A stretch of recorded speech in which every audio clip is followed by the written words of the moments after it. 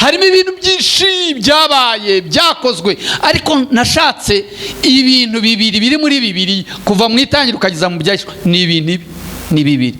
Yesu ashimwe cyane. Muzumva bavuga abakiranutsi, uzasanga ibyo abo bakiranutsi hagendeye ibintu bibiri. Uzabona uwazutse azaba azutse kubera kwizera. Hari ibintu bibiri bigendana nabonye. Hari ibintu bibiri bifite imbaraga nabonye. Hari ibintu bibiri natekereje ku isi mu bumana, nsanga mu Imana Bibiliya ngo ishobora byose, ariko hari ibintu bibiri nabonye itagishobora. Hari ibintu munyemerere mu minota mike nshigaje hagira umuntu usomera ijambo ry'Imana riri mu byakozwe n'intumwa ibice 9 umurongo wa 36 kugeza kuri 43.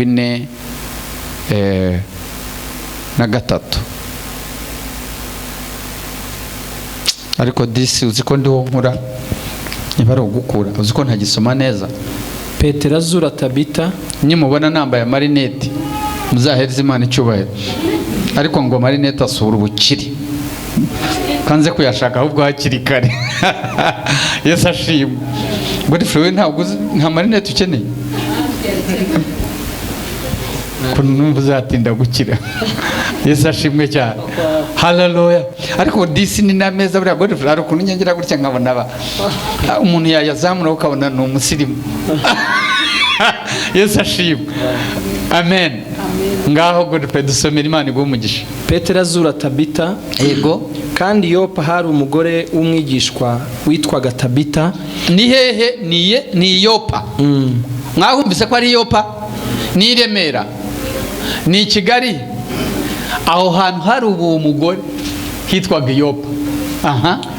Witwaga Tabita, bisobanurwa ngo Doruka. Yego. Uwo mugore yagiraga imirimo myiza myinshi n'ubuntu bwinshi. Muri iyo minsi ararwara arapfa. Bamaze kumwuhagira bamushyira mu cyumba cyo hejuru.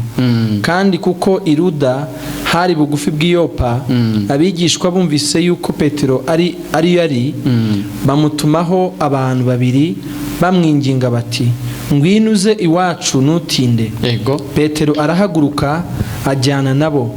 Asohoyeyo bamujyana muri icyo cyumba cyo hejuru. Abapfakazi bose bahagararira uruhande rw'ibarira berekana amakanzu n'imyenda Doruka yababoheye akiriho. Petero abaheza bose, arapfukama arasenga, ahindukirira intumbi ati, Tabita haguruka. Arambura amaso, abonye Petero arabyuka aricara. Petero amufata ukuboko aramuhagurutsa, maze ahamagara abera n'abapfakazi abamuha ari muzima. Haleluya. Kadukomere Imana Israeli amashyi menshi.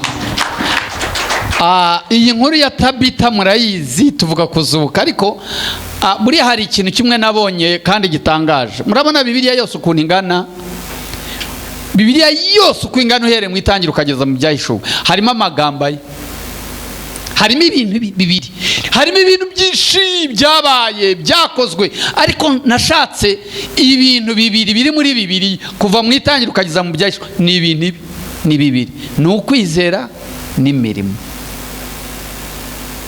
Yesu ashimwe cyane. Muzumva bavuga abakiranutsi, uzasanga ibyo abo bakiranutsi hagendeye ibintu bibiri. Uzabona uwazutse azaba azutse kubera kwizera. Hari ibintu bibiri bigendana nabonye. Hari ibintu bibiri bifite imbaraga nabonye. Hari ibintu bibiri natekereje ku isi mu bumana, nsanga mu Imana Bibiliya ngo ishobora byose, ariko hari ibintu bibiri nabonye itagishobora. Hari ibintu bibiri. So nta gisubizo kiri ku isi. Yesu ashimwe cyane. Ntimubona ko dushaka amafaranga? Buriya amafaranga ntago ari igisubizo, ni ikibazo. Buriya abizi economics bavuga ko iyo ukeneye ikintu, kuvuga ngo ujya witegura ko icyo kintu kiri bube ikibazo. Uyu munsi abantu badafite imodoka hano, nta kibazo mufite cya essence, ntacyo, ntabwo mukize. Abaze essence igiciro cyayo muzamura ikiganza. Abaze essence ni batatu, muzamure.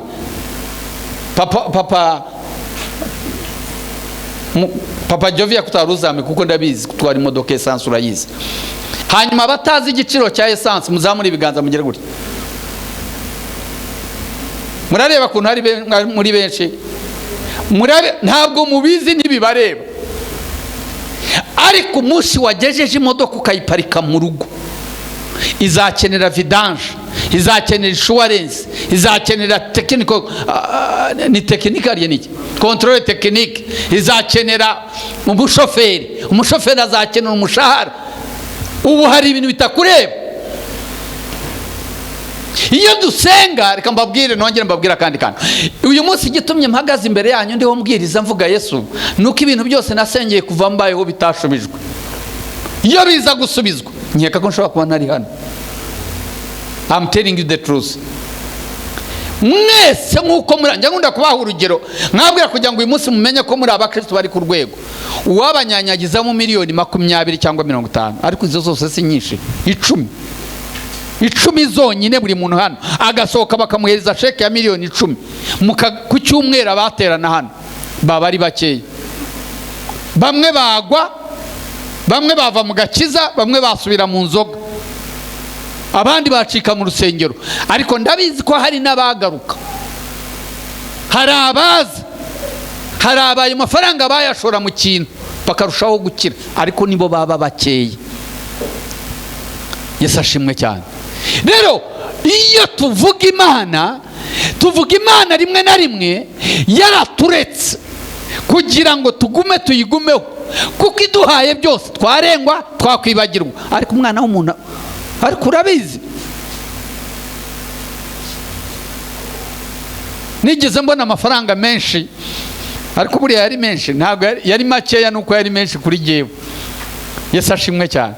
Ariko hari abantu uyu munsi wa none ushobora kubona miliyoni 100 ugakeka ko nujya no kuri zi banking bari bukubaza aho uzikuye. Wanaryama ukarara udasinze ukavuga utari ko none bayakurayo. Ese intambara yaba mu gihugu. Ntabwo amafaranga ari igisubizo. Urayabona, wamara kuyabona ugatangira gutekereza, ese ubundi washaka umuzamu. Uyu munsi ndagenda nkasona ku gate iyanjye nkahagarara, imodoka igahindika amara umwanya. Ariko biriya rimwe na bimwe ni ibisubizo, nako ni ukuntu Imana iba yaturetse ngo tugume gutyo. Buriya nabaye umuntu ukomeye, ntangira kuvuza ihoni, nta nubwo nyivuza, mvuga bakiririye, nkasanga uw'imbunda yahagaze kugira ngo ninjire. Uwo si umukire? Reka mbabwira akantu kamwe. Buriya ni winjira mu nzu y'umukire, ugikomanga ku gate, kamera ziba zakurebye. Buriya ni insecurity y'ubuzima bwe. Ibyo wita ko ari amahoro ari ubuzima ni ikibazo. Iwanyu mufite za kamera mwese? Ntazo mufite, nuko mutaragerayo. Yamvuga ngo ntimuragerayo. Buriya ntabwo uragerayo. Nugerayo bizatangira kukwishyuza. Umugore azatangira kuvuga ngo sinagenda jewe na moto, ngurira imodoka. Ubu igituma mubona mami yanga moto ntavuge ntantegeke ngo nyigure, nuko azi ko nta mafaranga ari kuri konti. Yesu ashimwe cyane. Hari ibintu Imana ibanza ikatureka tukanyuramo, tukagira focus, tukagira attitude. Igituma senga akababwira ngo uyu munsi ndashaka imodoka ariko ntarayigura. Ubu suragira ngo yaba afite amamodoka ashaka y'ubuzima, wagira ngo yakabaye yayobora amateraniro hano uyu munsi. Afite byose, hashobora no kuba yaraguye ataza hano. Ariko Imana iratureka gakeya cyane kugira ngo duhore tudemandinga, dufite ibyo dukeneye, dufite ibyo dusaba. Yesu ashimwe cyane. Imana yarebye Tabita ntabwo yazuwe no kwizera, mind you, yazuwe n'imirimo yakoze. Icya kabiri, Petero ntabwo yamuzuye kubera ko Petero ari imirimo afite, ahubwo yamuzuye ashingiye ku kwizera. Yesu ashimwe cyane. Ubuzima bwacu bumeze nka bank account. Bank account, konti zacu niko ubuzima bwacu bumera. Igihe cyose dukora ibintu byiza tuba tudepositing. Ibintu byose byiza ukora ubu depositing ku buzima bwawe, nibyo uzagororerwa. Igihe cyose ukora ikintu kibi ubu usa nko withdrawing mu buzima bwawe, ubugabanya. iyo ureba hari imirimo twakoze rimwe na rimwe tutakibuka, isa nka konte bloke cyangwa saving. One day ibizagira ikintu ivuga. Yesu ashimwe cyane. Iyi crisis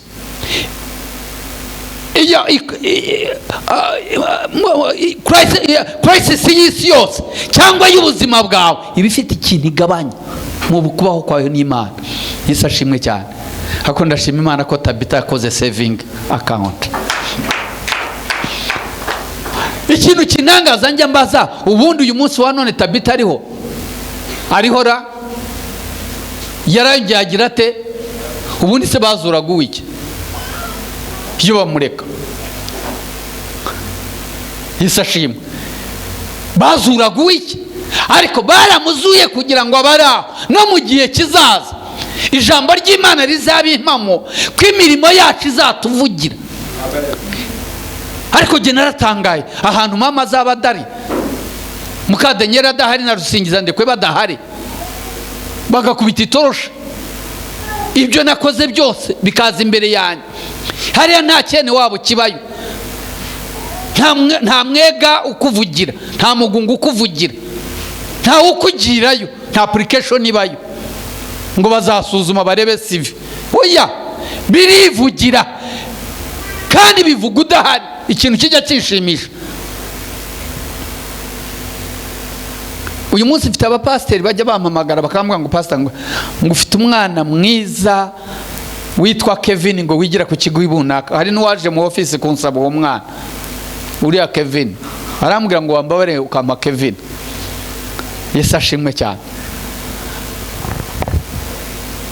I'm not praising him, ariko ijambo ry'Imana, Imana yabwiye Kayini iramubwira ngo nukora ibyiza ntuzemerwa, ngo ariko ikibi kitugatugiye imbere yawe. Nukora ikibi kizavugwa, nukora icyiza kizavugwa. Yesu ashimwe cyane. Ariko niba uri umushumba ukaba ushobora kuba wicaye ahantu umwe babiri batatu bakubwira ngo ufite umwana, ese ubundi babwirwa n'iki ko ari umwana wanjye? Nuko bayavuze ko ari uwa Kanani. Yesu ashimwe. Hari ibintu bidusaba kuba dushobora kubikora tukiri bazima, tukivuga kuko bizatuvugira. Nushaka ukora ikibi wiherereye, kandi reka nongere mbabwire, nushaka ugikorere kukimenya, ariko mu myaka kizakugaruka. Ntabwo amakosa dukora mu isi tuba twabanje guhamagara abantu atugaruka tutabigizemo uruhare. Nta uhitamo ibyago ko biza, nta n'ubihamagara, ahubwo yisanga birimo. Rimwe na rimwe usanga bamwe bavuga ngo niwe wabyiteye yatwaye imodoka yanyoye arenga umuhanda acika ukuguru, ubundi se ngo agize iki? Wowe ubivuga ibyago nibiza ntabwo bizagukomanga, kuko hari abanywe bakagirayo amahoro batazi n'inzira banyuzemo. Hari abakora impanuka bagapfa bagacika amaguru batasinze. Bibaye ko ibyago biza, ibyago ntabwo biza kuko twakoze ikosa. Hari n'abati imihanda yabo akakugonga uri mu mwanya wawe, uri ufite priority, warangiza akaba ari wowe upfa kandi ari wowe wari ufite priority.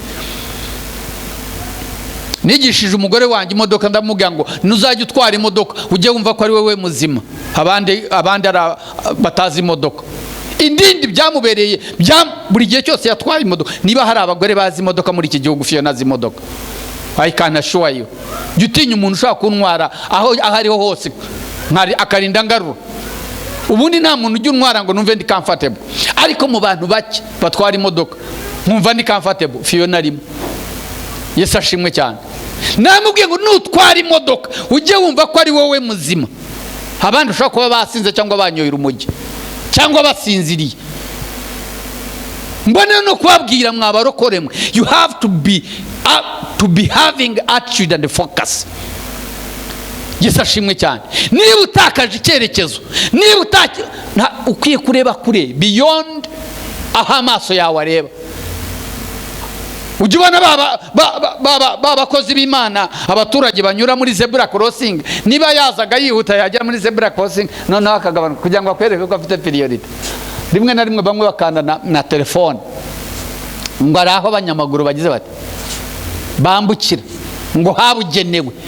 Utwaye imodoka ashobora kuba yibye, ashobora kuba atayizi, ashobora kuba asinziriye, akakugonga ugapfa bakamufunga amezi 6.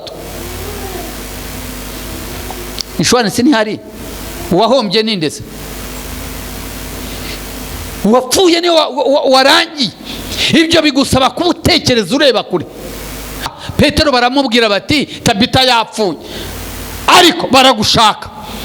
Abakuru batumye abo bantu babiri ngo bajye kubwira Petero, ntabwo bari bazi ko Petero ari buze kuzura Tabita. Oya, bagira ngo byibuze aze nka pasiteri uza mu kiriyo, havuga ijambo rihumuriza, hakomeza abantu, havuga ibyanditswe, nuko bajya baduhamagara mu kiriyo. Ntabwo bari bazi ko Petero, ntabwo ari byo byari muzanye kuzura Tabita. Ikindi cya kabiri, byari mu mateka n'amahame y'Abisirayeli ko iyo umuntu yapfuye ntabwo arara, nta ntumbi yararaga. Byari ihame ko iyo umuntu apfuye bahita bamushyingura. Ariko kuri icyo gihe ngo bamushyize mu cyumba cyo hejuru. Kuvuga ngo kugushyira mu cyumba cyo hejuru ni muri morogi Kanombe, ushobora kumaramo cyangwa yashaka icyumweru. Icyo byari bivuze, nta tegeko ritagira exception. Uwo munsi abayuda barabyihoreye, bazamura umurambo wa Tabita mu cyumba cyo hejuru. Mu cyumba cyo hejuru niho buhagiriraga umurambo, barawukarabyaga bakawusiga ibihumura. Niko mu muco w'Abisirayeli wari umeze, cyangwa n'ubu ngubu umeze. Tabita yarapfuye, bamushyira mu cyumba cyo hejuru, bisobanuye ngo apfuye cyane, deal done, ntabwo yongera. Ubundi hari igihe umuntu apfa bakajya ngo abantu bakora ahantu ngo bumve ko hari akantu hari agatsi kagikubita. Yari yapfuye cyane ko bamujyanye mu cyumba cyo hejuru. Yesu ashimwe cyane. Ikintu nkundira Imana kindi ni uko Imana ikora ibintu by'abantu badashobora gukora. Icyo I always stand on it. Nakwibuka ko Imana ishobora gukora ikora ibintu by'abana b'abantu batakora. Ibyo twakora irabidusigira. Yesu ashimwe cyane. Muzi igituma duhora dusenga, dushakashaka, nuko turiho dushaka ibyo tudafite. Ibyo dufite ntabwo tukibishaka. Yesu ashimwe cyane. Uyu munsi hari umuntu ujya gukora agakorera amafaranga kugira ngo abone icyo kwambara, kubera ko ntabwo afite icyo kwambara, ntacyo afite. Umuntu ashaka icyo adafite. Écoute-moi, muranyumva? Umuntu ashaka icyo adafite, icyo afite ntabwo ajya kugishaka. Igituma uyu munsi wa none dushaka Imana, dushaka amavuta, nuko hari ibyo tuyisaba, hari ibyo dukeneye, duhorana demand imbere y'Imana. Tabita yarapfuye, amaze gupfa, ngo batumaho Petero, ngo Petero araza, ngo ahageze, ngo arebe uko barira, ngo asanga baramurika imyenda, berekana imyenda Tabita yadoze. Uyu mugore yakoze imirimo ikomeye kugira ngo ugera naho Imana ikuzura wapfuye kubera imirimo. None wowe uyu munsi wa none no guhereza abantu ikirahuri cy'amazi byarakunaniye. Urakeka ko wazuka? Abantu bumva byibuza bari hano baramutse bapfuye ku musozi babavugaho neza ni bande? Ese mu mirimo wakoze yibanga twebwe tutazi, ufite icyo umara itorero cyangwa umuryango cyangwa igihugu, usibye no kuzuka wapfuye wanyeganyegaho? Yesu ashimwe cyane. Imana ikoza accountability. Reka mbabwire, Imana izakora accountability ku muntu wari we wese mu buzima yabaye. Izafata amafaranga wakoreye umwaka iyakube, irebe icyo yamariye abantu. Warihagije, wambaye neza, warariye gusa, waguwe neza, wirase ku bantu, cyangwa warayagundiriye urayacukurira nayo, kuko hari n'abatayarya bayakoreye. Ibyo mwari mubizi. Hari abatayarya, hari abantu bakorera amafaranga bakageza n'ubwo bima abana babo kunywa amata. Umwana yambwiye ati ndashaka umugati, ariko mwabaye mute? Uri umwana wo kwandese? Mugati hakumva ko hari abawugene. Uzi ko hari umuntu wima akaniyima yayakoreye. None se urakeka ko uwo muntu ari iki cyamuzura, ko azapfa agapfa cyane? hari abantu uyu munsi wa none mu ngo batanywa amata, atari uko ubushobozi ari bukeya, ahubwo kubera ubugugu bw'iwabo. njya nkunda kubabwira nkababwira ngo iyo nubona umuntu ugera mu rusengero akavuga ati ndakora imirimo y'Imana, munyereke icyo gukora, ujye umenya no mu kabari akiriyo ko atavumbaga yaguraga inzoga. abagabo ba munini banyoye ku nzoga nka ba papa Joviya, twebwe bageze bakandagira mu bari turabizi. hakubanza munini we yaragize amahirwe yarakijwe akaba aratakaze. Yesu ashimwe. uyu munsi ntabwo niba mubona ushaka kubabwira ngo hari ibyo ndiho nkora jewe je n'umuryango wanjye, nuko no mu kabari najyagamo nkasengerera abantu, nta wababaraga ndi umupagani. niba hari ufite ubugugu uri umupagani, nujya no mu rusengero uzabugira. Yesu ashimwe. Reka mbabwire, ushize nigeze mpura n'umuntu, niba nari kumwe n'amamisi mbyibuka, arampobera turaramukanya, arambwira ngo uracyaseka, ngo uracyakunda abantu. nta nubwo mbizi cyane, ariko mutazavuga ngo ndabyirata, ngo ariko ngo ntabwo ngo uyu mugabo yeba, nari nzi kutazongera kwishimira abantu. nze kubera iki? Yesu ashimwe. hari ibintu Imana yaba yaraduhaye tutiga, hari ibyo Imana iba itaraduhaye idusaba ko duhindura. hari characters tuba dufite, Imana itubwira guhindura character. umugabo witwa Pawulo yavuze ijambo aravuga ngo mpfa buri munsi kubwa nkizwa buri munsi kubwa kamere, character. hari ibintu Imana igenda idukuraho. Yesu ashimwe cyane. uragira ngo wakwima umuturanyi umunyu udafite nyoko na nyogokuru wawe bawupfurikaga bakawimana? ubu ufite ahantu bikura. buriya ntabwo upfa kujya gucisa ngo ujye mu barozi wanyu ntawe wigeze ajyayo. uzi ko uyu munsi hari n'abagabo b'imfura n'abagore b'imfura batajya kuzana inzaratsi kubera ko nyina atigeze azigira, atari uko akijijwe atuzura umwuka wera, ahubwo ngo ibyo ntabonanye mama cyangwa data ndazana ibiki, kandi adasenga. ariko hari abantu baba mu rusengero bakajya gucisha no kuraguza kandi baba mu rusengero. kubera iki? kubera iwabo bararogaga cyangwa bararaguzaga. ibyo bintu Imana idusaba kugira ngo tubyiyambure. I think so somehow somewhere. Tabita uyu nguyu, uyu mutima w'ubumana afite ahantu yawukomoraga. Yesu yagendeye mu byanditswe yakoreye Imana, ariko jye naratangaye aho Bibiri ivuga ngo imirimo yacu izatujya imbere. Do you remember that? mujya mwibuka ibyo bintu.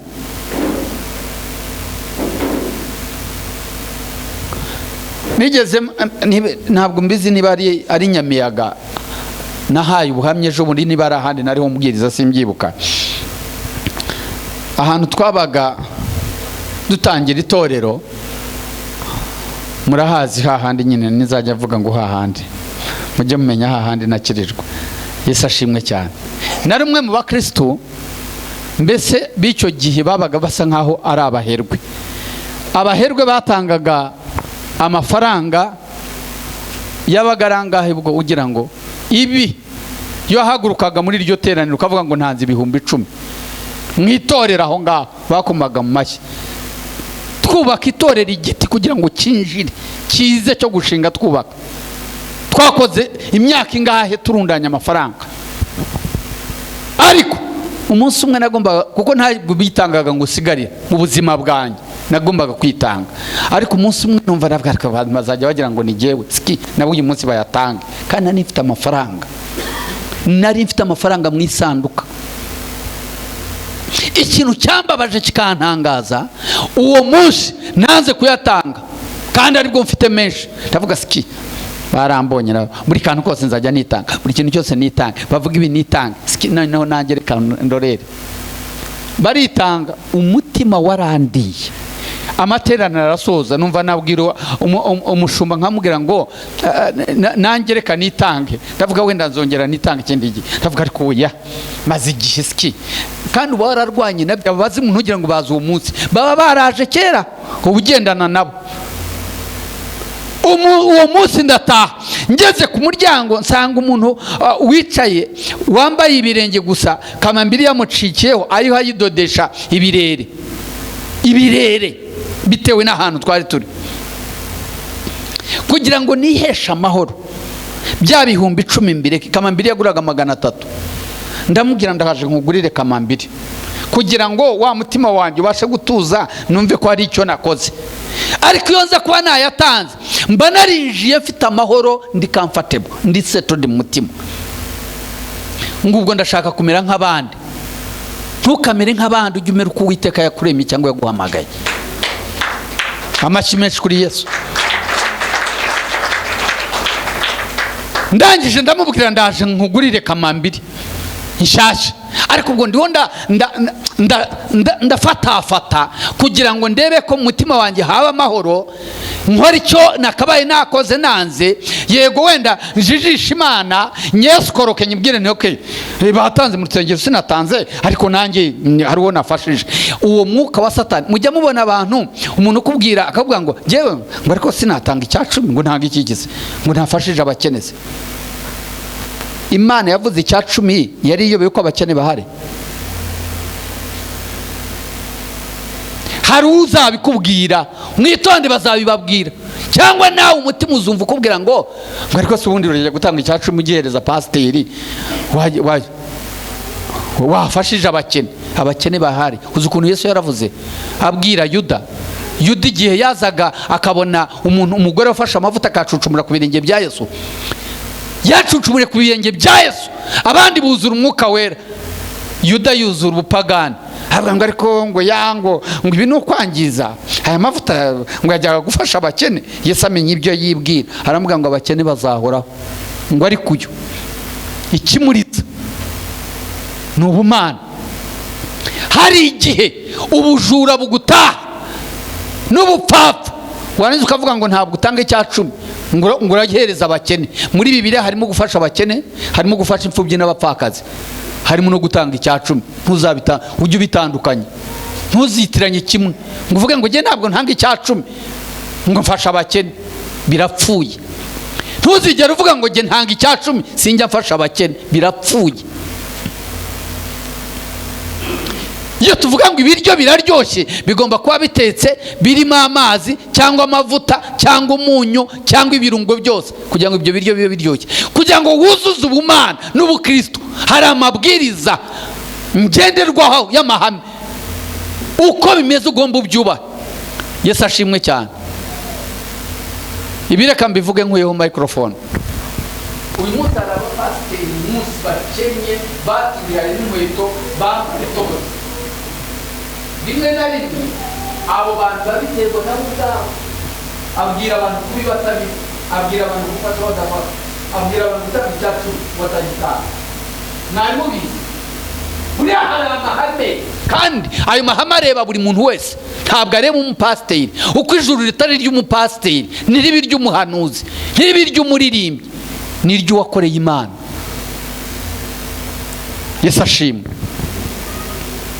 Ndagira ngo mbatangarize mbabwire ngo mu bimwe byatumye Tabita azuka, icya mbere kiruta ibindi byose, nta seve bavuga, ntibavuga se na nyina, ntabwo bavuga niba yari afite umugabo, ntibavuga ko yari afite abana, nta umuryango wa Tabita ugaragara. Uyu munsi urakurura abana bawe wirata ngo ufite umugore n'abana cyangwa umugabo n'abana. Ibyo byose hari ahantu bizagira bigahagarara. Yesu ashimwe cyane. Izo ni inshingano, responsibility Imana iduhereza kugira ngo turere abo twabyaye nkuko natwe batureze, ariko n'iby'igihe gito. Yesu ashimwe. N'imyaka 20 umwana agacaho akagenda akajya muri businesses, agakora ibye, agapfa nabi cyangwa agapfa neza, akaronka cyangwa agahomba. Ubuzima bw'umuntu buri mu kiganza cy'Imana, nawe ubwe ni konte ye. Yesu ashimwe cyane.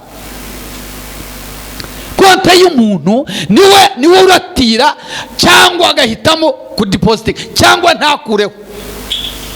Yesu ashimwe. Reka mbabwire, uyu munsi wa none turi hano, turi mu rusengero, turi mu murimo w'Imana, turi mu isi, ariko iminsi yacu yo kubaho ku isi iri mu kiganza cyande. kandi aho ngaho reka mbabwize ukuri, iyo ugiye Rusororo, kanivuge ne kuvuga abandi ariko nibikaye mu izina rya Yesu, ni muri ko mfite umugore unkunda, tugiye Rusororo bakanjugunyamo, ntabwo yajyana nanjye.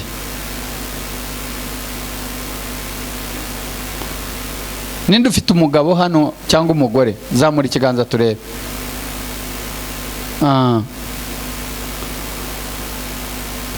Utekereze wavuye mu isi, Agaba Fred twamushyingura nawe, mwari mwagera ahantu kuri Rusororo bashyingura cyangwa ahandi, mwari mwabona umugore arira cyangwa umugabo cyangwa umwana abona se cyangwa nyina, kandi koko bibabaje, koko bibabaje. Ukajya ureba umugore baramufata areba mwasa nk'ashaka kujya, burya nubwo bamurekura ntiyajyayo.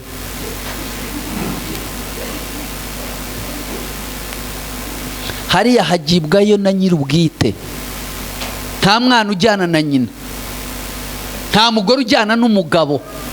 Ararira bakaboroga ndetse bakanamufasha, ati mundeke we arebayo, ariko nubwo mwavuga ati ene mwakundanaga nta kundi ntacyo jyaye tushyiraho agataka, yataha afite abanzi, ntabwo yazongera no kukuvugisha, kandi ariwe wariraga ashaka kureba mu mwobo. Jye naratangaye, Tabita yarapfuye, abantu bose ntibapfa, icyo bakoze bararize, kandi bagombaga kwihanagura bagaceceka, niryo ryari iherezo. Bararize gusa ngo bibuke imirimo. Iyo Bibiliya rero Imana ivuga ngo imirimo yacu izatujya imbere, come on, what next? The next is faith. Ni ibintu bibiri bigendana, bisa nk'amata n'amavuta, ntabwo bisigana. Uzakubwira ngo afite kwizera adafite imirimo, arakubeshya ntaho azagera. Ni nk'imodoka inshyashya idafite esanse, ihagararira aho ariho hose. Kwizera kudafite imirimo kurapfuye, imirimo idafite kwizera irapfuye. Ni ibintu bibiri bigira bite, bigendana.